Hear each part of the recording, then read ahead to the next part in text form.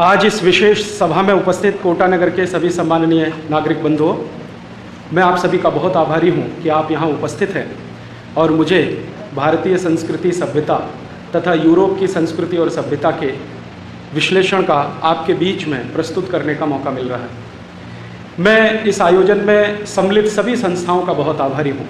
Rotary परिवार की सभी संस्थाओं का आभार व्यक्त करता हूँ, लॉयंस परिवार की सभी संस्थाओं का आभार व्यक्त करता हूँ, कोटा जूनियर चैम्बर परिवार की सभी संस्थाओं का आभारी हूँ, भारत विकास परिषद की सभी संस्थाओं का आभारी हूँ, जिनके संयुक्त प्रयासों से ये संभव हुआ है। मैं पहले भी कई बार कोटा आ चुका हूँ और आप में से कई नागरिकों ने मेरे व्याख्यान को सुना होगा। आज एक विशेष व्याख्यान के लिए आपके बीच में आया हूँ।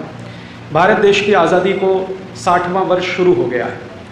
हमारे देश में परंपरा और मान्यता के अनुसार षष्ठी पूर्ति हुआ करती है। जब किसी परिवार में किसी नागरिक की उम्र 60 वर्ष हो जाती है तो उसकी षष्ठी पूर्ति का कार्यक्रम होता है। मैं भी ऐसा ही मानता हूँ कि अपने देश की आज़ादी की षष्ठी पूर्ति मनाई जाए, लेकिन ये एक विशेष तरीके से। वो विशेष तरीका क्या या विशेष बात क्या? हमारा देश जिस आज़ादी के 60वें साल में प्रवेश कर रहा है, उस आज़ादी के सबसे बड़ा कारण था हमारी गुलामी। उस गुलामी की कुछ मान्यताएं, उनका विश्लेषण हम करें इस आज़ादी के 60वें साल में। ऐसी दृष्टि से मैं आपसे कुछ संवाद करना चाहता हूँ। हम सब जानते हैं कि काफ़ी लंबे समय तक हम अंग्रेज़ों के गुलाम रहे। अंग्रेज़ों के पहले काफ़ी दिनों तक हम फ्रांसीसियों के, पुर्तगालियों के गुलाम रहे और उसके पूर्व कुछ समय तक भारत के कई इलाकों में मुग़ल साम्राज्य भी रहा। इस गुलामी के दौर ने हमें हमारी संस्कृति और सभ्यता से काफ़ी कुछ दूर कर दिया।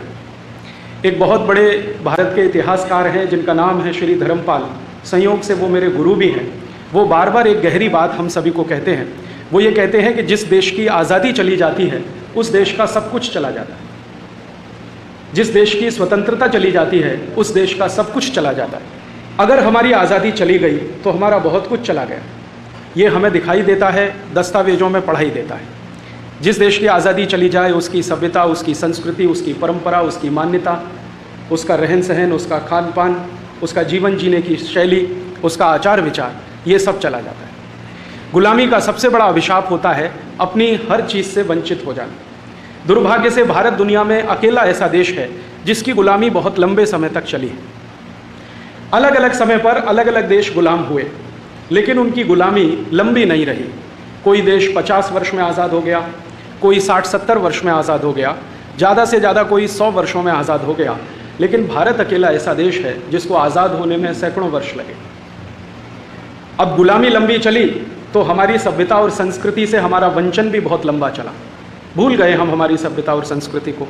और दुर्भाग्य दूसरा हमारा ये हुआ कि जिन देशों ने हमको गुलाम बनाया, जिन जातियों ने हमको गुलाम बनाया, उन जातियों की, उन देशों की बहुत सारी अपसंस्कृति और असभ्यता को हमने अपने जीवन में स्वीकार कर लिया।